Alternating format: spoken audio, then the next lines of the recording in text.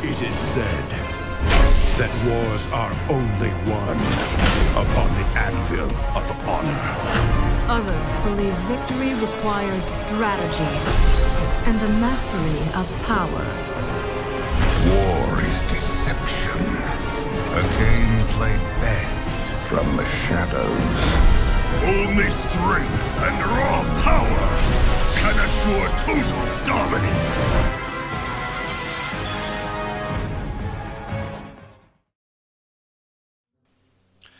Welcome to the Lord on the Afternoon video. Today we're gonna look at the major things for 1.33, which was released 2 days ago. Story, I couldn't do anything, I wasn't home, but I'm home at the moment, so I am able to make this video. So first we are gonna go through the MISC, and then we're gonna go through some of the races which has received something major that is in this patch. Now the first one is that heroes that absorb with the Sunwell is non-revivable from now on. This was apparently added last version, but they forgot to put it in the changelog. But now you know, the hero you absorb the Sunwell with is unrevivable from now on, which is a good change actually. It is a consequence to use the Sunwell with one of your heroes to make him stronger. So I really like that you have to think about which hero you really want to have those high levels, and if you do really want to have the chance of losing him and all that.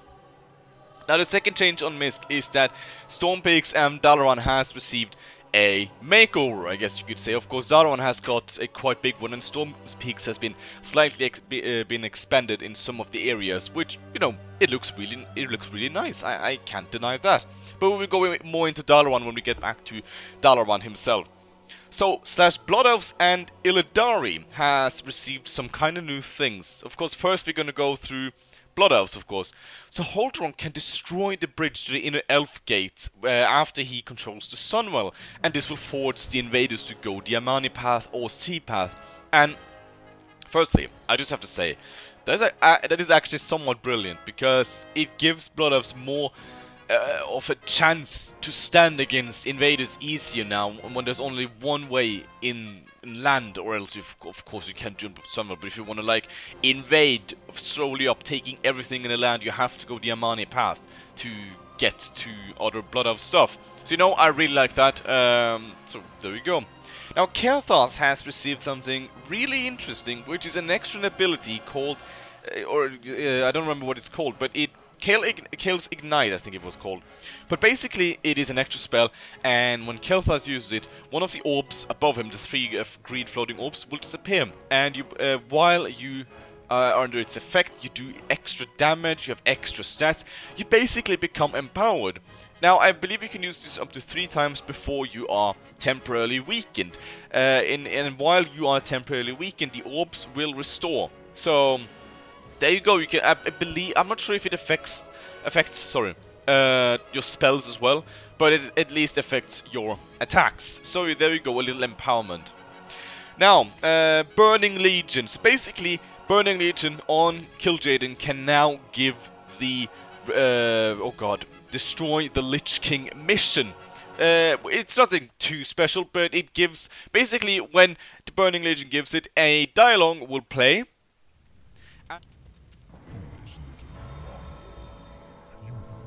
Destroy the frozen throne as I commanded, and still you thought to hide from me in this forsaken backwater. I thought you to be more cunning. Kil'jaeden, I was merely set back. I was attempting to bolster my forces. The Lich King will be destroyed. I promise you. Still, these servitors you've gathered show some promise. I will give you one last chance, Illidan. Destroy the frozen throne, or face my eternal wrath.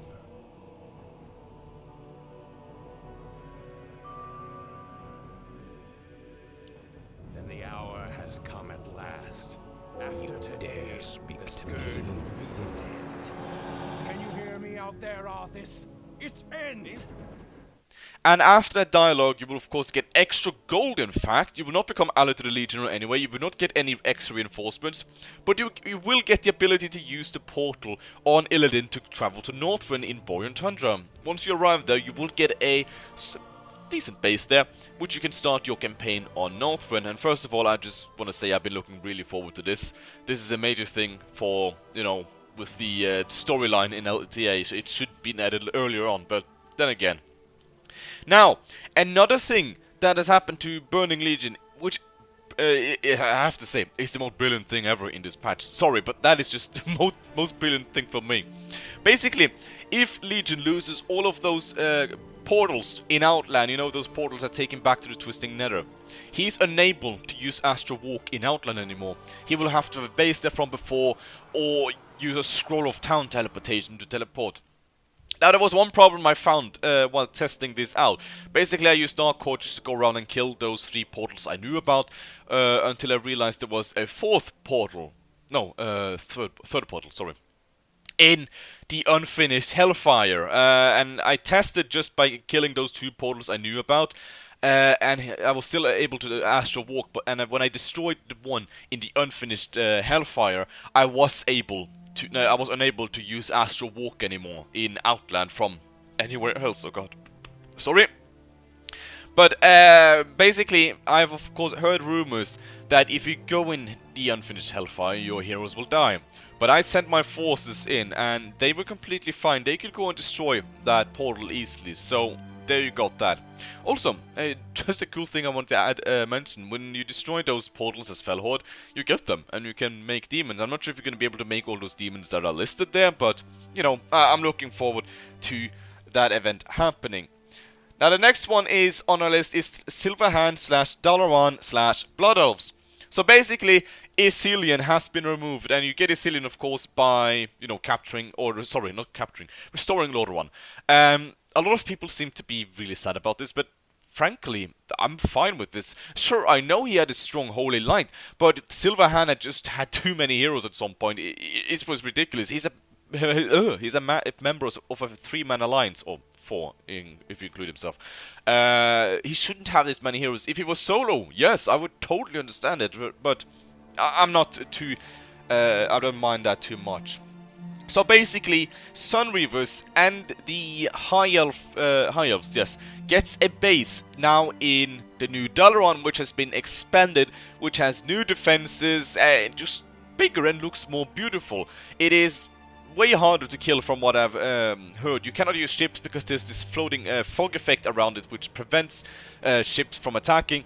So the key to actually sieging Dalaran is you have to destroy the 3 crystals in the gardens, which will then open the bridge permanently. But of course, getting to those getting to those crystals isn't that easy. You know, you have to use air, and currently Blue is the one with strongest air. But I've heard that even he has struggled to even destroy those crystals, because there's a lot of mini crystals that also deals damage nearby, and there's 1 grand crystal above Dalaran that deals a lot of damage.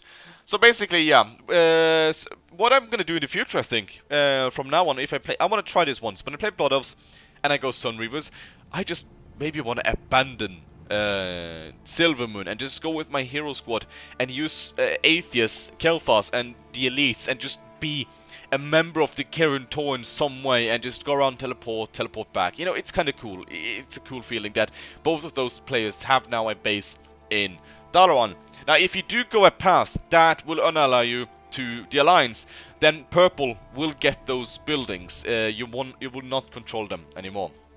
So there you got that. So basically, Forsaken has also gotten a couple of small things. So basically, Forsaken, if you destroy, or sorry, capture Underhall, you will get a base there and some more towers and buildings and everything to fortify your position. It's not something major, but it's a cool kind of thing that is a little bit, it's just a little bit cool. Also, when Forsaken captures the capital, he will get 2 improved death towers, which will help defending the capital. I do like this. The Forsaken is having a really hard time by controlling Lordaeron, basically because everyone, not everyone, sorry, but a lot of people has an event there and wants to get their hands on that capital, and hopefully that will help him a little bit. Now, moving on to Dwarves, which has been in some way changed dramatically, in fact. So basically, the Venture Cove Bay in Northrend, you no longer start with it. You basically have to activate it yourself. And this is also how you get your elites with the explorers. So basically, on any, or in your town hall, no, sorry, blacksmith, you will have an upgrade which is Launch the Explorers Guild Expedition. Once you use this, Bran and everything in North will spawn, and then of course you can go and do your mission. And also a little small thing that has been added is that any dwarf hero can pick up the Secrets of Ulduar, but Bran is needed to spawn the Stormcaller.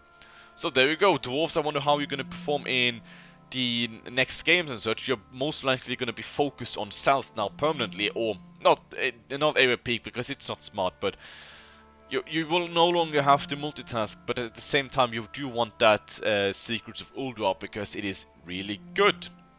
Now the last one on our list is Horde, and well, Nobundu has been replaced with Green Jesus. No, I mean Thrall, the Earthwarder, a hero with improved stats and an ability called Spirit Form apparently. So basically, Nobundu has been replaced with Thrall, son of Durotan, the Earthwarder. So I had a look at him, and he mostly has the same abilities as Nobundu. Of course, a little bit changed. He has, of course, the Entangling Roots. He has the Wise Counsel. He has Spirit Form, which is ethereal form. I'm not sure how I'm pronouncing that, but I think it was alright. And of course, he still has the ultimate of Nobundu. But he also has an extra ability, which is the Waystone at level 2, if I understood it right. So they replaced Nobundu with Thrall just to make it a little bit more lore accurate, in fact. I'm not sure if it's completely correct, because I'm a little bit unsure about the Earthen Ring and all that, but Green Jesus. Also, funny thing, the ethereal form makes Thrall able to walk on water. So there we go, Green Jesus. Now also a little small thing is that Warlock upgrades now carry over to Spirit Walkers. Just a little funny thing. Now these are the major things for 1.33. I have not had a chance to play yet, but one of the first things I do want to do is go Illidari and destroy the Lich King. Hopefully in a live cast, that would just be wonderful. So, thank you so much for watching, and I hope you enjoyed this video. And until next time guys, see ya!